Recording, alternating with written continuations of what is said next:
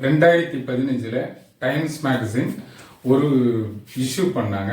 அதுல health special issue, அதுல cover பேஜ்ல ஒரு குழந்தையோட படத்தை போட்டு, இந்த குழந்தை 142 வயசு வரைக்கும் வாழ்றதுக்கு வாய்ப்பு இருக்கு. எதனால அப்படின்னு கேட்டா, நம்ம மருத்துவத்துல பெரிய அளவுல முன்னேற்றம் பார்த்திருக்கோம். இது நம்ம வாழும் ஆயுள் காலத்தை அதிகமாக்குது அப்படின்னு சொல்லியிருந்தாங்க.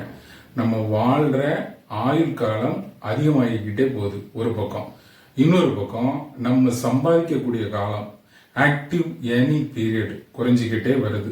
நம்மளோட ஆக்டிவ் ஏர்னிங் பீரியட் ஒரு 25 வருஷம் வச்சுக்கிட்டா, அதுக்கு பிறகு நம்மளோட ஓய்வு காலம் குறைஞ்சபட்சம் ஒரு 25 இருந்து 30 வருஷம் இருக்க போதுங்க.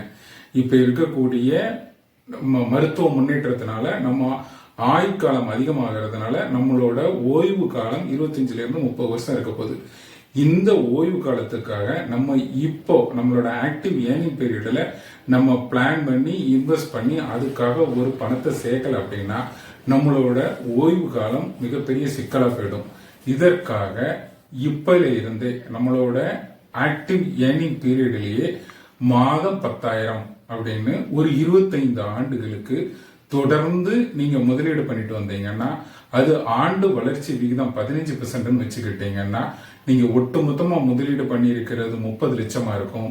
அதோட வேல்யூ ஒரு 25 ஆண்டுகளுக்கு பிறகு 2,75,00,000க்கு வந்துருங்க. உங்களோட ஓய்வு காலத்தை மியூச்சுவல் ஃபண்ட் SIP யோட சிறப்பா திட்டமிடுங்க. நன்றி, வணக்கம்.